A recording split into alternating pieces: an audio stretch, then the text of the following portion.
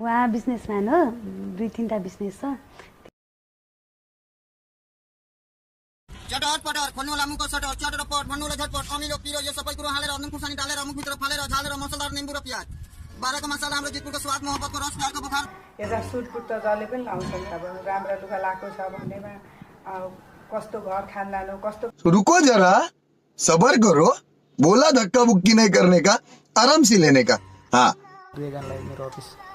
घुमाइदियो सबैतिर हैन म अनि फ्यामिलीहरुलाई पनि भेटाऊ हुन्छ फ्री भएपछि लिएर आइदिनु।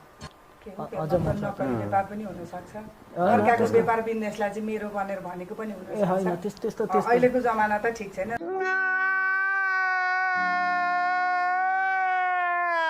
घरै ल्याउनु भने त छोरीले ठुलै कुरा हो नि त त्यही म राम्रो लागेको गल्ती त हैन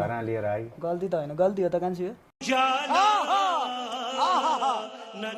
कति माया गर्छ हेर्नु त है तपाईको छोरीले मैले त्यतिकै भने हैन नि आफू भन्दा अगाडि